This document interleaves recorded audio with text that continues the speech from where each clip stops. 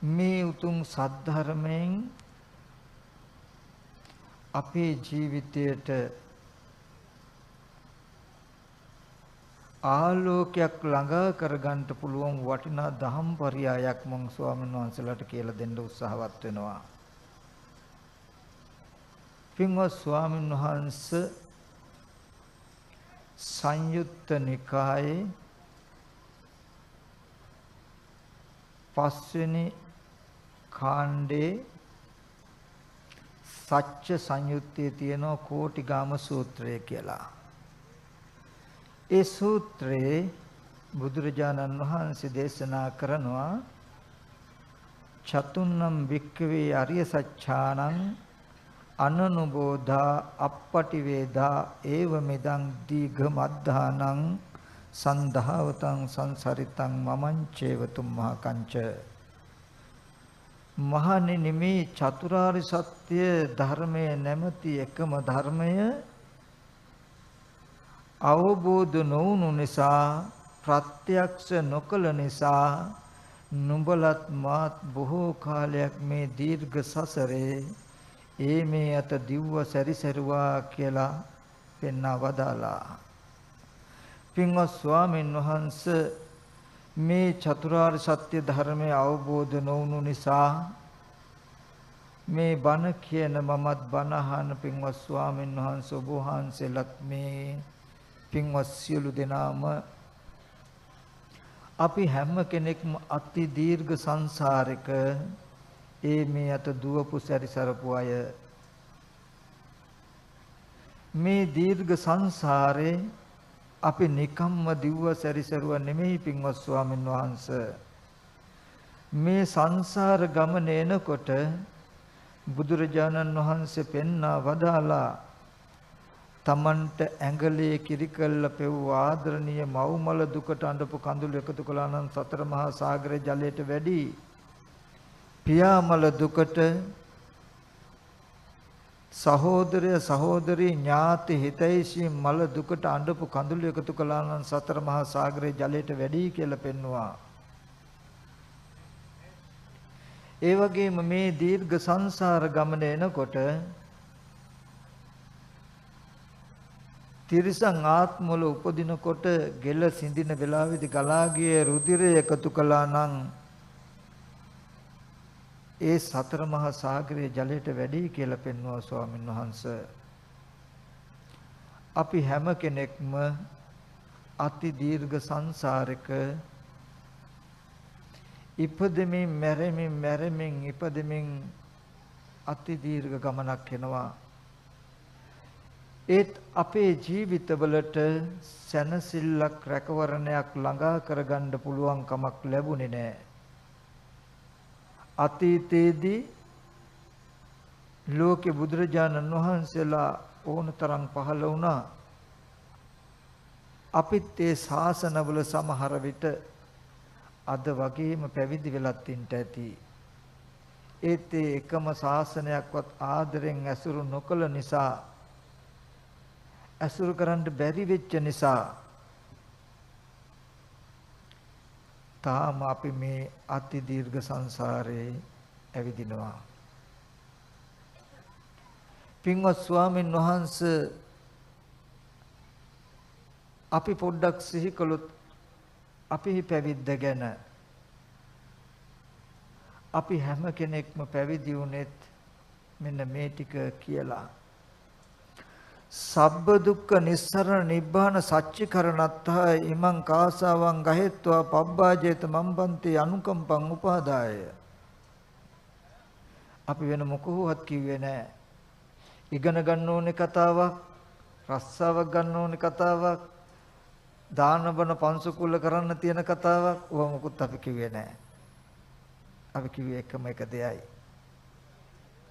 සියලු දුක් නැති කරලා නිවන සාක්ෂාත් කරගන්නට ස්වාමීනි මේ සිවුරු අරගෙන මාව පැවිදි කරන්නට මේ සිවුරු දීලා මාව පැවිදි කරන්නට කියලා.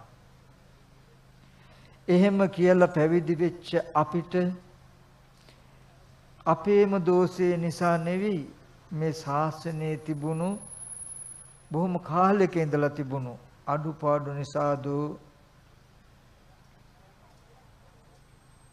සියලු දුක් නැති කරලා නිවන සාක්ෂාත් කරන්න ඕනේ කියන අරමුණෙන් අපි ටිකෙන් ටික අයින් වුණා, ඈත් වුණා.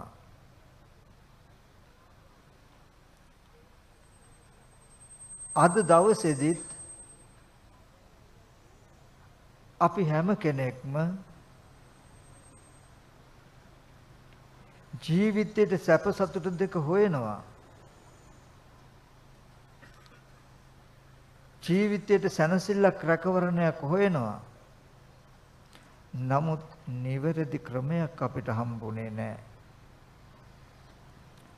ඉතින් මෙතනදී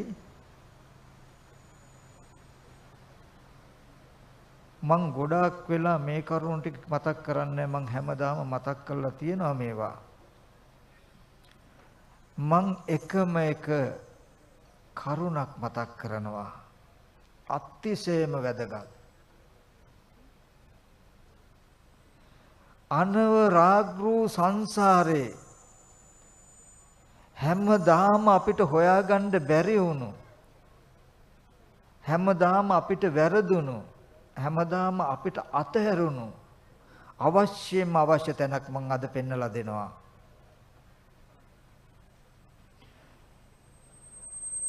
පුළුවන්කමක් තියෙනම්, හැකියාවක් තියෙනම් මේ පෙන්නලා දෙන ටික ග්‍රහණය කරගන්න කියලාත් මතක් කරනවා. මරණයෙන් පස්සේ නෙමෙයි, ඒකාන්තයෙන්ම මේ ජීවිතයේදීම සියලු දුක් නැති කළා නිවි සැනසෙන්න පුළුවන් දර්ශනයක් ධර්මයක් නේද මේ ශාසනය කියන එක පින්වත් ස්වාමීන් වහන්සේලාටම වැටහෙයි. හැබැයි මම පෙන්වන්නට හදන මේ කරුණු ටික අතිශයම ගැඹුරුයි. මේ ශාසනයේ ධර්මයේ ගැඹීරත්වයේ කොච්චරද කියන එක අපිට තේරෙනවා වේලුද්්වාරය සූත්‍රයේදී. වේලුද්්වාරය ග්‍රාමේ ගෘහපති පිරිස භාග්‍යවතුන් වහන්සේ ළඟට ගිහිල්ලා ප්‍රකාශ කරනවා, ස්වාමීනි භාග්‍යවතුන් වහන්සේ අපිට මෙලවත් පරලොවත් දෙකේම බොහෝ කාලයක් හිත පිණිස සැප පිණිස පවතින ආකාරයේ ධර්මයකින් අනුශාසනා කරන්නට කියලා. ඒ වෙලාවේදී තථාගතයන් වහන්සේ දේශනා කරනවා, ගෘහපතියනි එහෙනම් ඔබ මෙසේ හික්මෙන්න. තථාගත භාසිත වූ තථාගතයන් වහන්සේ විසින් දේශනා කළා වූ ශුන්‍යතා පටිසංයුක්ත සූත්‍රයන්ට කලින් කල පැමිණ වෙසෙනවා කියලා හික්මෙන්ට කියනවා. ඒ වෙලාවේදී මේ වේලුද්්වාරීය ගෘහපති පිරිස කියනවා, ස්වාමීනි අපි අඹදරුව පෝෂණය කරන, රන් රිදී මිල මුදල් පරිහරණය කරන, නොයෙක් විදිහේ ගෘහ බන්ධනයන්ගෙන් බැඳුණු අපිට ඒ ධර්මයේ පහසු නැහැ. ඒ ධර්මය අපිට අපහසුයි. ඒ නිසා අපිට ග්‍රහණය කරගන්න පුළුවන් මට්ටමේ ආකාරයකින් අනුශාසනා කරන්නට කියලා. ඒ වෙලාවේදී බුදුරජාණන් වහන්සේ ත්‍රිකෝටික පාරිශුද්ධ වචී සංකාරය හා ත්‍රිකෝටික පාරිශුද්ධ කාය සංකාරය තුල හික්මෙන ආකාරය පෙන්වනවා. මම මෙතනින් මතක් කළේ බුදුරජාණන් වහන්සේ දේශනා කළ ශුන්‍යතා පටිසංයුත්ත මේ ධර්මයේ අර්ථය ලේසි නෑ. හැබැයි මේ අවුරුදු දහස් ගාණක් නිර්මල මේ ශාසනය පර්යාප්තිය හෝ දිගින් දිගටම නිර්මලව පැවතුනේ මේකෙන් ප්‍රයෝජන ගන්න පුළුවන් හේතු සම්පත්තියන ඇත්තෝ අනාගතේ පහළ වෙන නිසායි ඒ අය වෙනුවෙන්. සමහර විටක පින්වත් ස්වාමීන් වහන්සේ ඒ ඔබ වහන්සේලා වෙන්න පුළුවනි. පින්වතුනි ඒ ඔබලා වෙන්නට පුළුවනි. ඒ නිසා මුලින්ම මතක් කරනවා මම මේ පෙන්නන කරුණු ටික ඊටමත් සූක්ෂමයි, ඊටමත් තීක්ෂණයි, ඊටමත් ඕනෙකමින් අහන්ට කියලා මම බොහෝ වෙලාවක් පැහැදිලි කරන්නේ. ඒ තරම් ගැඹුරුයි මේ පෙන්වන කාරණා ටික. මෙන්න මේ කාරණා ටික තේරුණොත් අපිට මේ දුක් සහගත සසරින්ම සසර ගමන මේ ජීවිතේම අවසන් කරන්න පුළුවන්. ඒකම මේ ධර්මයේ සම්දිට්ඨක බව, ස්වකහාත බව ප්‍රත්‍යක්ෂ කරගන්නට පුළුවනි. අපේ පින්වත් ස්වාමීන් වහන්සේලාට උපකාරී පිණිසත් ඒ වගේම අනිත් ගිහි පින්වතුන්ට උපකාරී පිණිසත් මම තව පොඩි කාරණාවකුත් මතක් කරනවා. මොකක්ද? නොයෙක් විදිහේ මිත්‍යා දෘෂ්ටි දේශනා කරන ඒ භික්ෂුන් වහන්සේලාගේ දේශනා අහන ගිහි පින්වතුනුත් ඒක වැරදි කියලා අපේ මේ ධර්මය අහන ගිහි පින්වතුනුත් යම් යම් අවස්ථාවල සංවාද කරනවලු. කරනකොට ඒගොල්ලෝ කියනවලු ඒක හරි කියලා. මේ පිරිසිදු පෙළදහම ඇසුරු කරගෙන පවතින උපාසක උපාසිකාවන් කියනවලු නෑ ඕක වැරදි මේක හරි කියලා. එතකොට ඒගොල්ලෝ අහනවලු ඕක හරි කියලා කියන්නේ කොහොමද කියලා. ඇත්තටම කෝකද හරි කියලා මැනගන්න තියෙන මිම්ම තමයි තමන්ව. මම මේ ටික මතක් කරන්නේ මේ දේශනාව තුලනුත් ඒ ගුණේ මතුවෙන නිසා, මතු කරගත යුතු නිසා. මම ඔකට කෙටි උපමාවක් ගන්නවා. බණ ඇහිම හරියට සාත්තරයක් අහන්න යනවා වගේ කියලා. ඒ කිව්වේ සාත්තරයක් අහන්න ගියාම හරියටම සාත්තරේ කිව්වද නැද්ද කියන එකට සාක්ෂියක් අපිට තියෙනවා. මොකද්ද? අපි සාත්තරේ අහන්න ගියාම සාත්තරකාරයට හිතුණු දෙයක් කිව්වට ඒක අපි තුල विद्यमान නැත්තම් අපිට පේන්නේ නැත්තම් අපි කියන්නේ හරියට සාත්තරේ කිව්වා කියලා. සාත්තරකාරයා කියනකොට කියන දේ අපි තුල පෙනෙනවා නම් ඔබගේ නිවස තියෙන්නේ මෙතන, නිවස ඉස්සරහා ගහක් තියෙනවා, ගෙදර කාමර මෙච්චරක් තියෙනවා, ඔයා දැන් ආවේ මෙන්න මේ කාරණාවට බඩු මුට්ටුවක් නැති වෙච්ච නිසායි කියලා විස්තරයක් කිව්වොත් කියන එක ඇත්තටම Taman තුල පෙවුනොත් අපි කියනවද නැද්ද සාත්‍රය හරියට කියවුණාද නැද්ද කියලා? හරියට කිව්වා කියනවා. එන සාත්‍රය හරියට කිව්වද නැද්ද කියන එකට තියෙන සාක්ෂිය මොකක්ද? තමන්ගේ ජීවිතයට ආදේශ කරනකොට ඒක තමන් තුලින් පෙනෙනවා නම් विद्यमान වෙනවා නම් අන්න අපිට සාක්ෂියක් තියෙනවා. මොකක්ද? ඒක හරි කියන්නේ. නමුත් ඒ කියන දේ තමන්ගේ ජීවිතය තුල विद्यमान නැත්තම් පෙනෙන්නේ නැත්තම් ඒකට හරි කියන්න බෑ. ඒ වගේ මේ දේශනාවන් උනත් පින්වත් ස්වාමීන් වහන්සේ තමන්ගේ ජීවිතයට ආදේශ කළා බලන්න, ආදේශ කළා බලනකොට ඒක පෙනුනොත් ස්වකහාතෝ භගවතා ධම්මෝ භාග්‍යවතුන් වහන්සේ ධර්මයේ මනාකොට දේශනා කළා තියෙනවා කියන්නේ. ඒ වචනයක් ගානේ තමන්ගේ ජීවිතයට ආදේශ කරනකොට තමන්ට ඒක තමන්ගේ ජීවිතයෙන් පෙනෙන්නේ නැත්තම්, ප්‍රත්‍යක්ෂ නැත්තම් ස්වකහාතෝ භගවතා ධම්මෝ කියන වචනේ කියන්න එපා. අපිට ප්‍රත්‍යක්ෂ නැහැ, පේන්නේ. බුදුදහමෙන් පෙන්වන්නේ අපේ ජීවිතය ගැන. බුදුහාමුදුරුවෝ ලෝකේ පහළ වුණේ දැවෙන ගිනිගත් අපේ ජීවිත සුවපත් කිරීම සඳහාම මිසක විශ්වයේ කොහෙවත් තියෙන යමක් ගැන කියන්නවත් වෙන කොහෙවත් තියෙන යමක් පෙන්වන්නවත් නෙවෙයි. ඒ නිසා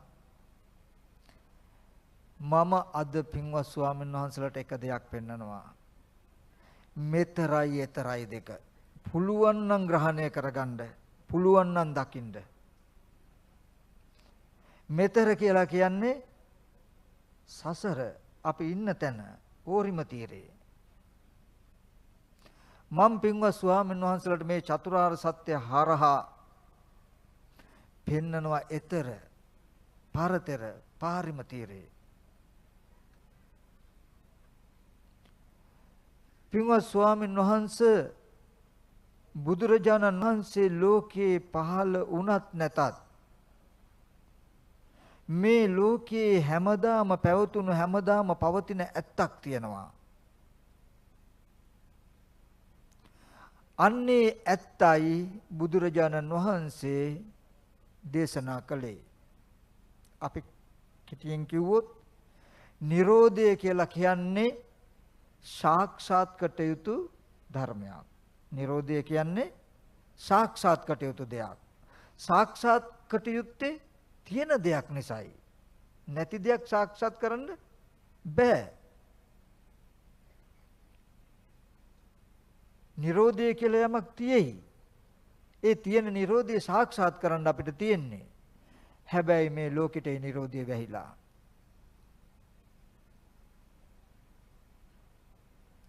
ඒකෙදි මම මෙන්න මේ කාරණාව මතක් කරනවා. යං කිංචි සමුදය ධම්මං සබ්බත්තං සබ්බන්තං නිරෝධ ධම්මං විරජං වීතමලං ධම්මචක්කුං උදපාදී.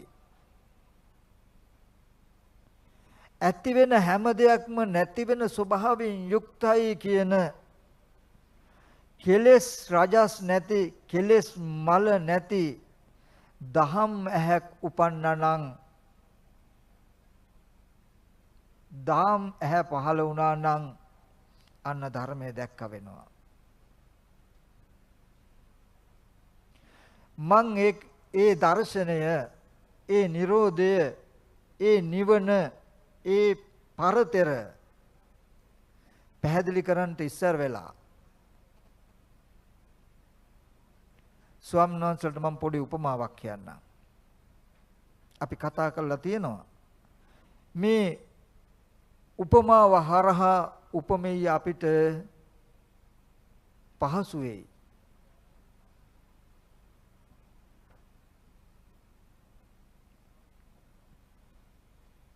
අපි අපේ මූණේ අඩුපාඩු බලහගන්න කණ්ණාඩි ඉස්සරහට යනවා.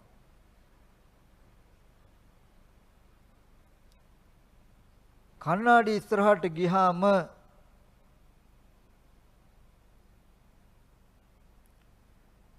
යන්න ඉස්සෙල්ලා කණ්ණාඩියේ ඡායාවක් පිළිඹුවක් තිබුණේ නැහැ. අපි ගිය හින්දම පෙනෙනවා.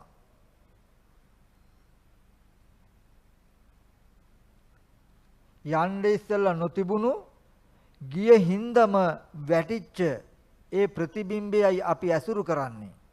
ඒකයි උදව් කරගන්නේ. කණ්ණාඩිය ඇසුරු කරන්නේ කණ්ණාඩිය ගැන තැකීමකුත් නැහැ. කණ්ණාඩිය දිහා බැලුවෙම ප්‍රතිබිම්බී අවශ්‍යතාවයට මිසක එහෙම නැතිනම් කණ්ණාඩිය අපිට අවශ්‍යත් නැහැ.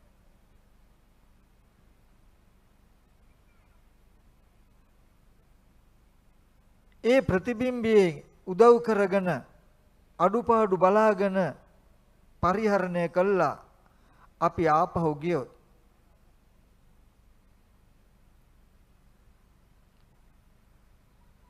ධර්මතාවයක් තියනවා. හටගත් ඒ දේ ඉතුරු නැතුව නැති වෙනවා කියන ධර්ම ධාතුවක් තියෙනවා. ධර්මතාවයක් තියෙනවා. ධර්ම ධාතුවක් තියෙනවා. යං කිංචි සමුදය ධම්මං සබ්බන්ත නිරෝධ ධම්මං.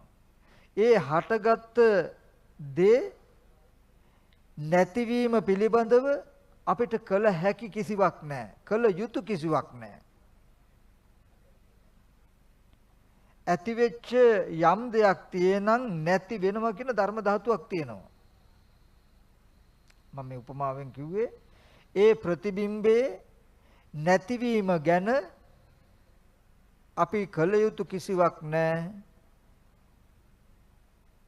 අපි ඒකට උත්සාහවත් විය යුතුත් නැහැ. හටගත්ත දේ නැති වෙනවා කියන ධර්ම ධාතුවක් ධර්මයක් තියෙයි. හටගත්ත දේ ඉතුරු නැතුවම නැති වෙනවා කියන එක ඔය අරමුණේදී අපිට පේනෙනවා. බලන්න ඕනේ සාක්ෂාත් වෙනවා. සාක්ෂාත් වෙනවා. ඌ දේ ඌ විදිහටම යතහභූත ස්වභාවය අපිට පේනෙනවා. නමුත් තිරසංගත සතෙක් ගන්න. තිරසංගත සතෙක් කණ්ණාඩියකට එබුණොත් ඒ සතා දැක්කත් නොදැක්කත් එයත් කණ්ණාඩිය ගාවට යන්න ඉස්සෙල්ලා ඡායාවක් නොතිබි ගියේ හින්දාමයි පහළ වෙන්නේ. හැබැයි එයා දන්නේ නැති වුණොත් ගිය හින්දාමයි පහළ වුණේ කියලා එයාට තේරෙන්නේ තිබුණු දෙයක් හම්බ වුණා කියලා. තිබුණු දෙයක් හම්බ වුණා කියන ගතිය මනසේ ඇති වෙනකොටම දෙවන්නේක්ම වෙනවා. තිබුණු දෙයක් නේ හම්බ වුණේ. මේක ගැඹුරුයි. බුදුරජාණන් වහන්සේ දේශනා කරන්නේ මිනිස්සුන්ගේ ඇඟේ හැපිලා එන හුළඟවත් නැති කැලේක හිටියත් තෘෂ්ණාව තියනවා නම් එයා ඉන්නේ දෙවන්නේක එක්ක. දෙවන්න නිර්මාණය වෙන්නේ කෙලෙසයකට. 1000ක් මැද්දේ හිටියත් තෘෂ්ණාව නැති කළා නම් ඉන්නේ එයා ඉන්නේ තනියම. ඒක රත්ත එකලාවේ හැලුණු කෙනෙක්. හොඳට බලන්න තිරසංගත සතා කණ්ණාඩියට එබෙනකොට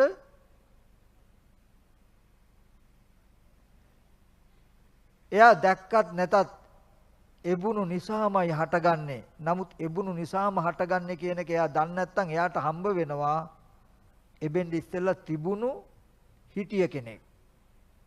එතකොට හිටිය කෙනා තිබුණු දේ ගැන ගනුදෙනු කරනවා.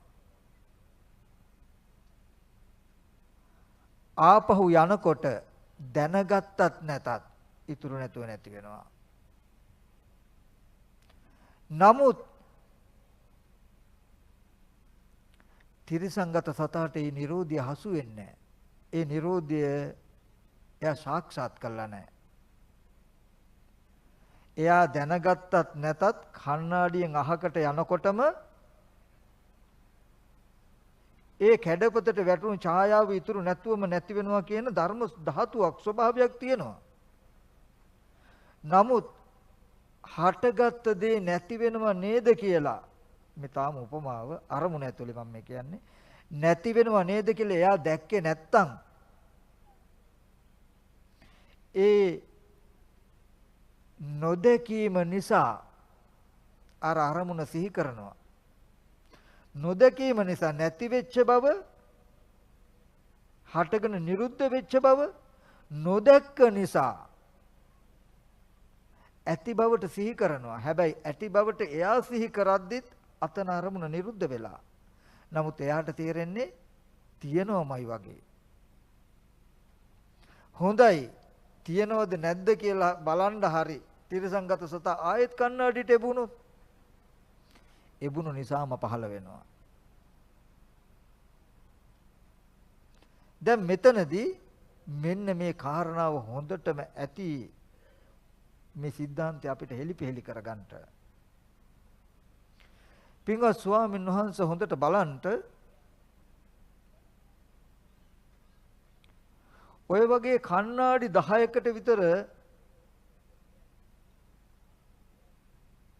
සුනකෙක් හරි කුරුල්ලෙක් හරි එබුණොත්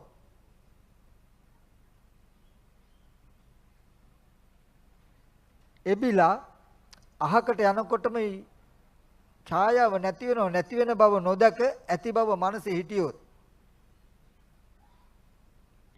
එයාට තේරෙයි 10 දෙනෙක් වටේ ඉන්නවා කියලා. ඉන්නවද නැද්ද කියලා බලන්න ඒ කණ්ණාඩියට එබුණොත් ඇහින් බැලුවත් 10 දෙනාම පෙනෙයි. හිතින් හිතුවත් 10 දෙනෙක් එක්ක ඇහින් බැලුවත් 10 දෙනෙක් එක්ක ඉඳී. මම මෙතනදී මතක් කරන්න එක දෙයයි. තිරිසංගත සතාට කෙලෙස් වැඩි නිසා එයාගේ මට්ටමේ අරමුණු වල නිරෝධය පේන්නේ නැහැ. නමුත් කෙලෙස් අඩු නිසා මිනිසෙක් වෙච්ච අපිට තිරිසංගත සතාගේ මට්ටමේ හටගන්න හැම දෙයක්ම නැති වෙනවා කියලා පේනවා. නමුත් පින්වත් ස්වාමීන් වහන්සේ අපි හීනකින්වත් නොගිය විරු නිවන කියලා කියන්නේ අපි මේ සලආයතන නිරෝධය කවදාවත් දැකලා නැහැ. ඔය විදිහටම මේ ඇහෙන් රූපයක් බැලුවා නම් අපි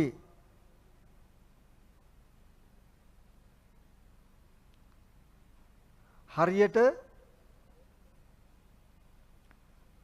කණ්ණාඩියට අපි එබුණා වගේ මේ ඇහින් සතර මහා ධාතුව දිහා බලනකොට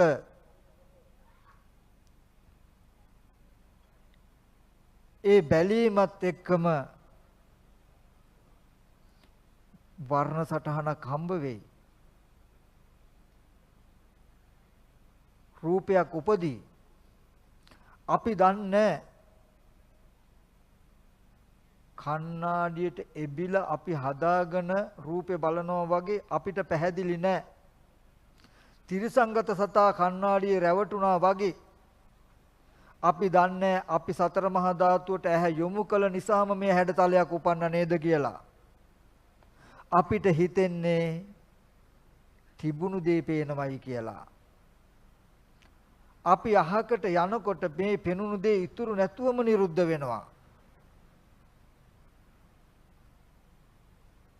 නමුත් ඒ Nirodha සාක්ෂාත්ුනේ නැත්තම් හටගත් දේ නිරුද්ධ වෙනවා කියලා අපි දැක්කේ නැති නිසා ඒ අවිද්‍යාවේ ප්‍රතිඵලයක් හැටියට දැකපු ඇහැ රූපේ චක්කු විඥානය මේ සිද්ධාන්තේ එහෙම මනෝමයෙන් උසලා ගන්නවා. දැන් මෙන්න මේ දැකපු දේ ඇති බවටම අපිට පෙනෙනකොට හටගත් දේ නිරුද්ධ වෙනවා කියලා අපිට Nirodhe පේන්නේ නැහැ ස්වාමීන් වහන්සේ. අපිට භවයෙන් වැහිලා තියෙන්නේ දැන්. භවය කියලා කියන්නේ අවිද්‍යාවෙන් ඔසවලා අරගෙන ඇති බවටම හම්බ වෙන අපේ මනස තුල තියෙන නිමිති ටිකට මිසක ඒකට කියනවා කර්ම භවය කියලා. චේතනා භවෝ ආයෝහනා සංඛාරා නිකාන්ති තණ්හා චේතනා භවෝ. අපි උදාහරණයක් හැටියට කිව්වොත් පින්වත් ස්වාමීන් වහන්සේලාගේ ඇස් ඉදිරි පිටට කවදාවත් නාපු කනට නැහුණු නාසයට දිවට ශරීරයට නොදැනුණු කිසිවක් ගැන හිතන්න පුළුවන්ද? දන්නවද? ඒ අරඹය සංයෝජනයක් තියෙයිද? ඒ අරඹය දුකක් තියෙයිද? ප්‍රශ්න ගැටලු මොන හරි තියෙයිද? නැහැ. යම්ම දෙයක් ගැන හිතන්න කියන්න කරන්න පුළුවන් මට්ටමක් ආවනම් ඒ ඇස් ඉදිරි පිටට ආපු අරමුණක් නිසාම නෙමෙයිද? මෙතනදී අපි දකින හැම රූපයක්ම පෙර නොතිබීම හටගෙන ඉතුරු නැතුවම නිරුද්ධ වෙනවා. ඒ නිරෝධය අපිට පේන්නේ නැහැ, සාක්ෂාත් වෙලා නැහැ. අවිද්‍යාවෙන් ඇති බවට මොසවලා ගන්නවා. අහන හැම ශබ්දයක්ම ඉතුරු නැතුවම නිරුද්ධ වෙනවා. ගන්ධ සුවඳ ආග්‍රහණය කරන හැම ගන්ධයක්ම ඉතුරු නැතුවම නිරුද්ධ වෙනවා.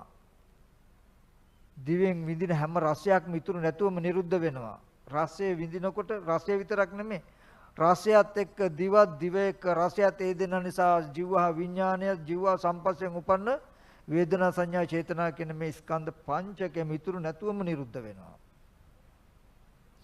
මේ වගේ මේ ස්පර්ශ ආයතන හයෙන් කුමන හෝ අරමුණක් අපි ගත්තනම් දැක්කනම් මේ හැම අරමුණක්ම හටගෙන ඉතුරු නැතුවම නිරුද්ධ වෙලා. නමුත් ඒ Nirodhi අපි සාක්ෂාත් කරලා නැහැ. ඒ Nirodhi දකින්න දැන්ට අපි මනස අරගෙන ගිහිල්ලා නැහැ. ඒ හින්දා පින්වත් ස්වාමීන් වහන්සේ දන්නවද වෙලා තියෙන්නේ මොකක්ද කියලා? ඇහැට රූපයක් පෙනෙනකොට මේ පෙනෙන තැන ස්කන්ධ ටික තියෙන්නේ ආහාර ප්‍රත්‍යයෙන්. ආහාර ප්‍රත්‍යයෙන් හටගත් ස්කන්ධ ටික ආහාර නිරුද්ධයෙන් නිරුද්ධ වෙනවා.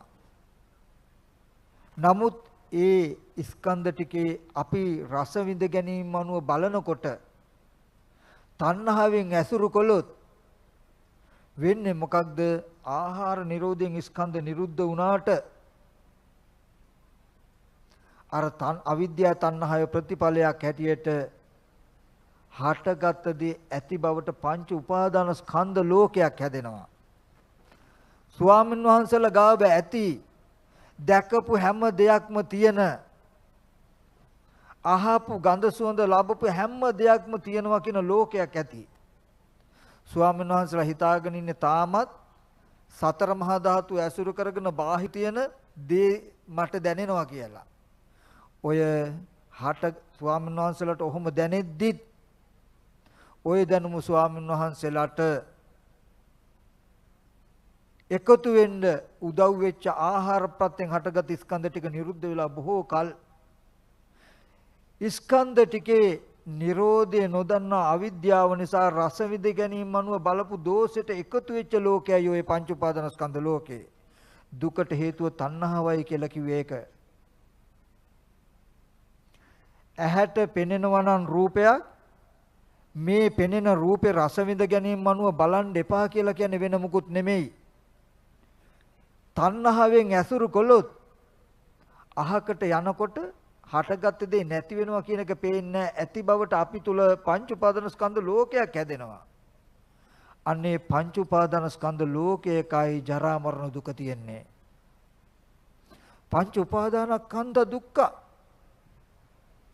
අපි සිංහලෙන් පංච උපාදාන ස්කන්ධය දුකයි කියලා කිව්වට ඇත්තටම පාලි භාෂාවෙන් පංච උපාදාන ස්කන්ධ කියලා කියන බහු වචනයක්.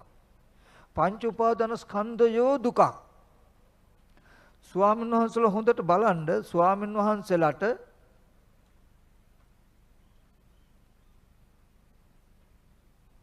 ජරා මරණ දුක එන්නේ මේ පංච උපාදාන ස්කන්ධ ලෝකයකින් නෙමෙයිද කියලා. දැන් මෙතන ඉඳලා පන්සලේ ඉන්න පොඩි හාමුදුරුවෝ සිහි කළා හෝ ගෙදර ඉන්න අම්මලා තාත්තලා සිහි කළා හෝ දායකයෙක් සිහි කළා හෝ සැප දුක් දෙක විඳින්න බැයිද? පුළුවන්. ඔය සිහි කරගෙන අපි පංච උපාදාන ස්කන්ධ ලෝකයක අපිම අරමුණක් සිහි කරගෙන ඒ තුල උපාදාන වශයෙන් හැසිරලා අපිම සැප දුක් විඳින සිද්ධියක් මේ පෙන්වන්නේ බුදුරජාණන් වහන්සේ. අපි අනේ පොඩි හාමුදුරුවෝ මොනවා කළාද දන්නේ නැහැ මොනවා කරගත්තද දන්නේ නැහැ කියලා මෙහෙම හිතද්දිත් අපිට ওই නිමිත්ත ගෙනත් දුන්නු ඇහැ රූපය නිරුද්ධ වෙලා ගොඩාක් කල්. හැබැයි ඒ නිරෝධය අපිට පේන්නේ නැහැ. මම කියන ටික ගැඹුරුයි. ඇත්තටම ගැඹුරුයි. නමුත් ඒකටත් වැඩපිළිවෙලක් තියෙනවා. මාර්ගයක් තියෙන ඒක තමයි. මේ නිරෝධය ඉස්සෙල්ලා තේරුම් ගත්තාම හටගත්ත හැම දෙයක්ම ඉතුරු නැතුව නිරුද්ධ වෙනවා. ඒ බඳු දේ රස විඳ ගැනීම අනුව බැලුවොත් තණ්හාවෙන් ඇසුරු කළොත් මොකක්ද වෙන්නේ?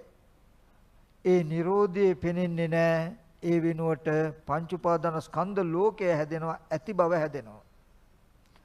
තණ්හාව නැති වුණොත් මේ පංච උපාදාන ස්කන්ධ ලෝකේ නැති වෙනවා. ඇහැට පෙනෙන කනට ඇහෙන මේ අරමුණු ගැන රස විඳ ගැනීම මනුව නොබැලුවොත් රස විඳ ගැනීම මනුව නොබලන්නේ නම්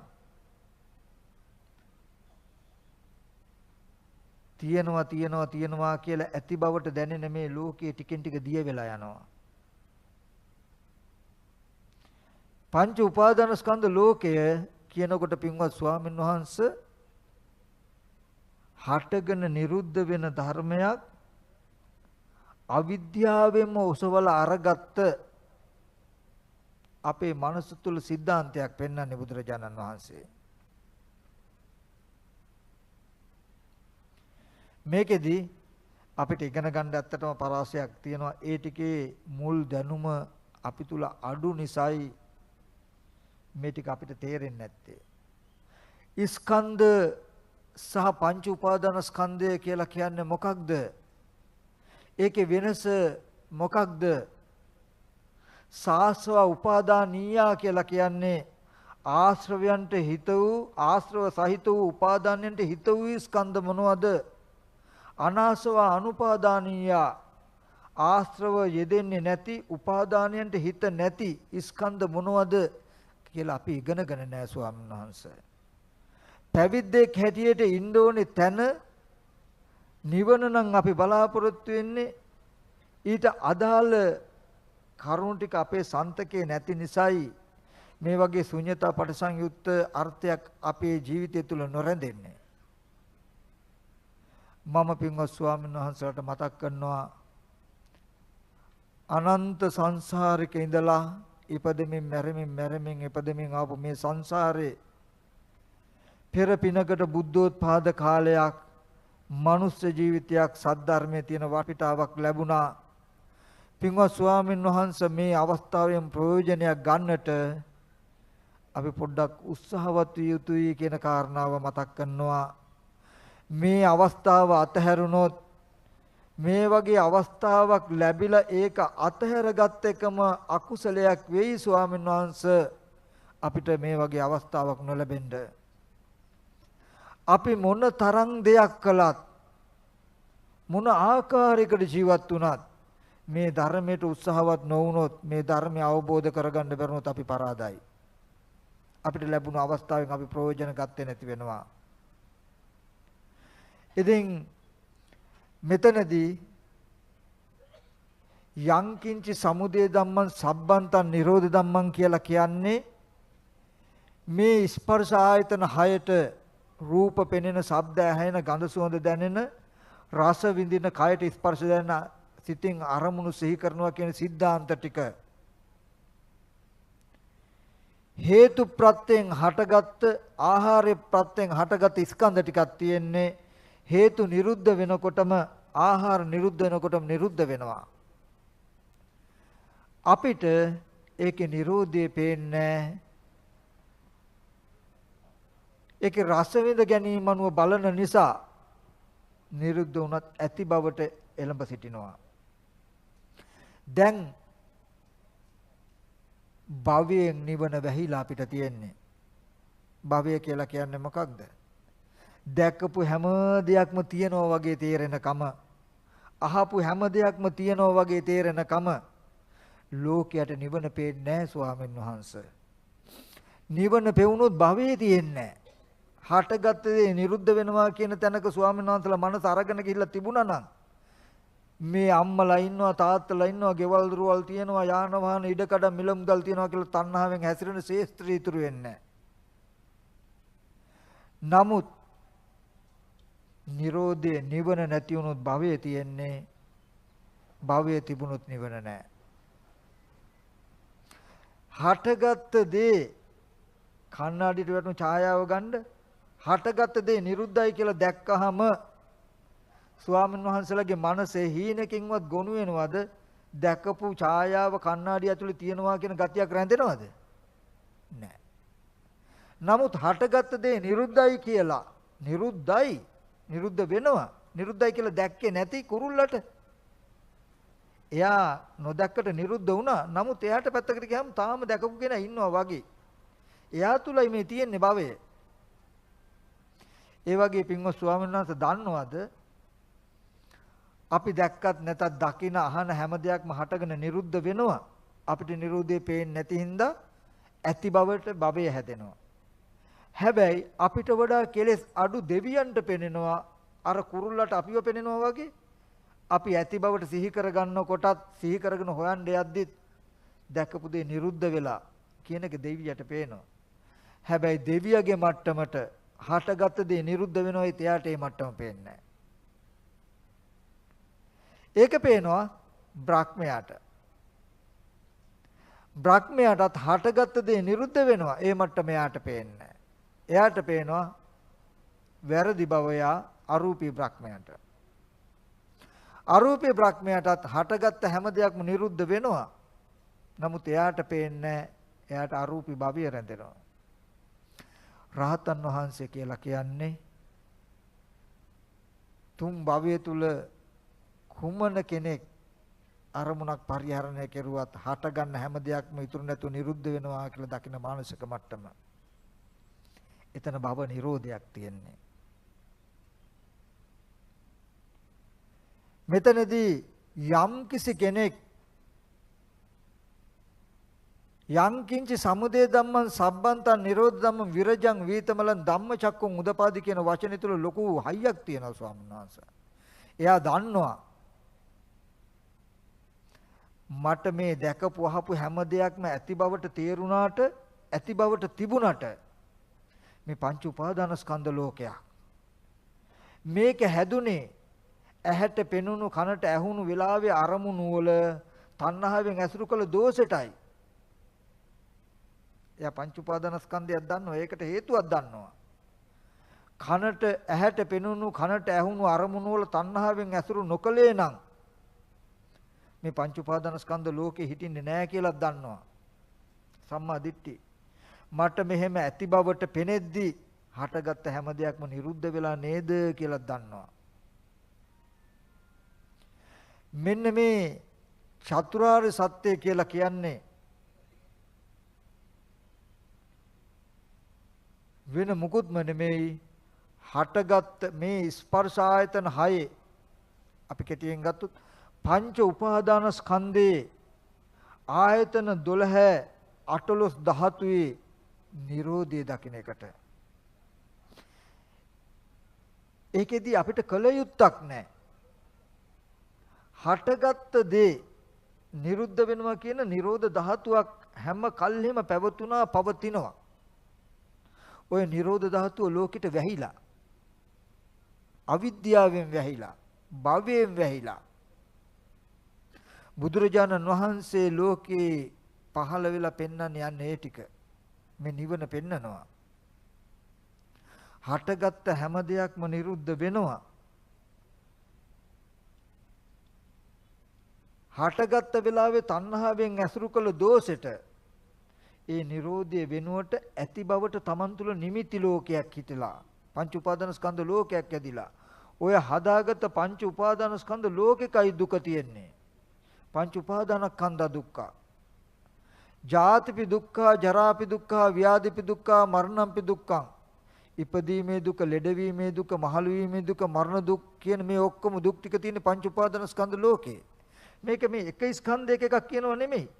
ස්වාමීන් වහන්සේලා බලන්න අනේ අපේ අම්මා මැරුණා නේද කියලා දුක ආවනම් එන්නේ මනෝමය සිද්ධාන්තයක් සිහි කරගෙන නෙමෙයිද? අපේ තාත්තා මැරුණා නේ කියලා එනවනම් දුක එන්නේ මනෝමය සිද්ධාන්තයක් සිහි කරගෙන නෙමෙයිද?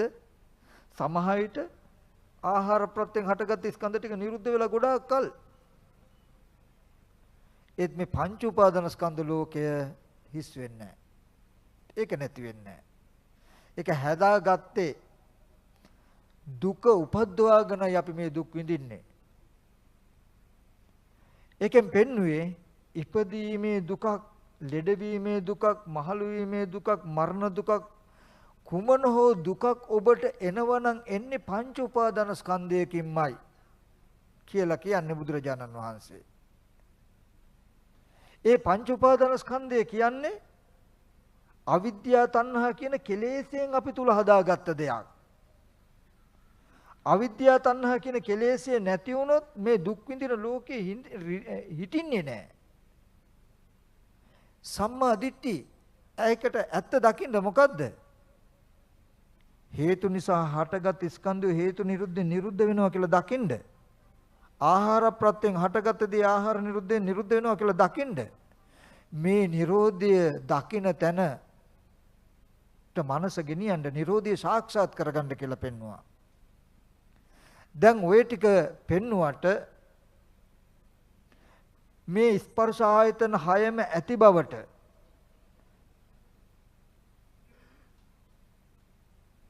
පංච උපාදාන ස්කන්ධය ඇති බවට අටලොස් ධාතු ඇති බවට ආයතන 12 ඇති බවට කියනවා මෙතර. මේ ටික නැති බවට කියනවා නිරුද්ධ වෙන බවට කියනවා ඊතර. මේ ඔක්කොම ඇති බවට පෙනෙන මනසේ ඉඳලා මේ ඔක්කොම හටගෙන නිරුද්ධ වෙනව නේද කියලා Nirodhe දකින තැනට අපේ මනස අරගෙන යන්නට ඕනේ. අන්න ඒ තැනට මනස ගෙනියන්න තියෙන මාර්ගයට තමයි ආර්ය අෂ්ටාංග මාර්ගය කියන්නේ. මේ දර්ශනය ඉගෙන ගත්තට අහගත්තට පේන්නේ නැහැ. හැබැයි මහා අමුතු එකක් කිව්ව මොකක්ද එකක් වගේ. සීලයක පිහිටලා සමත කමඨහනකින් හිත වඩ ස්කන්ධයන්ගේ අනිත්‍ය ස්වභාවය, දුක් ස්වභාවය, අනාත්ම ස්වභාවය හොඳට සම්මර්ෂණය කර යනකොට කෙලෙස් ගතිය අඩු වෙනවා. අන්නේ කෙලෙස් ගතිය අඩු වෙනකොට යම් දිනයක් තියෙනවා අපි කණ්ණාඩියෙන් අහකට යනකොට ඡායාව ඉතුරු නැතුව නැති වෙනවනේ. නැති වෙනවා කියලා අපි දැක්කේ කොහොමද? මේ ඇහැට පේනවද? කණ්ණාඩියේ මූණ අහකට ගැනීම ඡායාව නොපෙනීම දෙක එකට වෙන්නේ. ඒක පෙවුනේ නුවණැසට. ඒ වගේම ඇහින් යමක් බලලා අහකට යනකොටම දැකපු දේ ඉතුරු නැතුවම නිරුද්ධ වෙනවා කියන මේ නිරෝධ ධාතුව පෙනෙන දවසක් තියෙයි. එදා ඉඳලා ස්වාමීන් වහන්සේලා දන්නවා හටගත්ත හැම දෙයක්ම නැති වෙනවා කියන එක. එතෙන්ට එනවමයි. හැබැයි අද පේන්නේ නැහැ මේ නිරෝධය. අද භවයෙන් වැහිලා තියෙන්නේ. හටගෙන නිරුද්ධ වෙනවා. නිරුද්ධ වෙන බව පේන්නේ නැහැ. ඇති බවටමයි තියෙන්නේ. හොඳට බලන්න ස්වාමීන් වහන්සේ ආයෝහන සංකාර මේ සංස්කාරයන්ගේ රැස් වෙන ගතිය අපි සමහර විට මේ වටේ පිටේ තියෙන කැලේ කුලේ මුකුත් දන්නේ නැහැ, නිමිති නැහැ අපිට. බැරි වෙලා අපි ඒ තැන බලලා ආවොත් නිකමට අපි තරකානුකූලව හිතමු බලලා ආවොත් ඊට පස්සේ අපිට දැකපු දේ හිතින් සිහි කරන්න බැයිද? පුළුවන්. සිහි කරනකොට දැකපු දේ ඉතුරු නැතුව නිරුද්ධ වෙලා මේ දෙවනුවක් අපි සිහි කරන්නේ. නමුත් අපේ මෝඩකම දැකපු එක සිහි කරනවා, සිහි කරන එක අතන තියෙන එකමමයි කියලා හිතනවා. අපිට අපේ මනස හසු වෙන්නේ. අපි මනසත් එක්කයි මේ හැසිරෙන්නේ. මනසත් එක්ක දුක එක්ක මනසේ තියෙන දුක එක්ක පොර කනවා කියලා අපිට තේරෙන්නේ නැහැ. අපි නිකමට කිව්වොත් එතන ඉඳලා මොන හරි බලලා අපි සිහි කරගන්න පුළුවන්. අපි මෙතන මොන හරි යමක් දැක්කොත් අතන චක්කු විඥානය මෙතන චක්කු විඥානය දෙකම තියෙනවද? එහෙනම් අර චක්කු විඥානය නිරුද්ධ වෙලා නම් ඒ ඇහත් නිරුද්ධ වෙලා නම් ඒ ස්පර්ශයෙන් උපන්න වේදනා සංඥාත් නිරුද්ධ වෙලා නම් දැකපු රූපේ විතරක් ඉතුරු වෙනවද? අපිට පෙනුනේ චක්කුම් පටිච්ච රූපේච උපජ්ජති චක්කු විඥානං තින්නං සංගති පස්සෝ. ඇහත් රූපය චක්කු විඥාන තුන් දෙනාගේ එකතුවෙන් හටගත් ස්පර්ශයක් තියෙන්නේ. ස්පර්ශය නිසා අපිට යමක් පෙනෙනවා කියන්නේ ස්වාමීන් වහන්සේ හිතේ සංඥාවක් යෙදෙන එක. ස්පර්ශ නිරුද්ධ වෙනකොට මේ සංඥාව ඉතුරු නැතුවම නිරුද්ධ වෙනවා. ඒ සංඥා නිරෝධය අපිට පේන්නේ. ඉතින් මට මතක් කරන්න ඕනේ උනේ අපි මේ තරම් සෙනෙහසින් රකින්න මේ ශාසනයේ මේ වගේ අතිශය ගැඹුරු තැනකට යනවා. අපි අද ස්කන්ධ ධාතු ආයතන ඉන්ද්‍රිය පටිච්ච සම්පදාදී ධර්මයන් විමුක්ති පරිපාචනීය ධර්මයන් විමුක්තිය පිණිස මනස මුහු කරමින් පවතින ධර්මයන් අපි ඉගෙනගෙන නැහැ. අපි ඊට හිත නැඹුරු කළා නැහැ. මේ ධර්මය නොයැටීම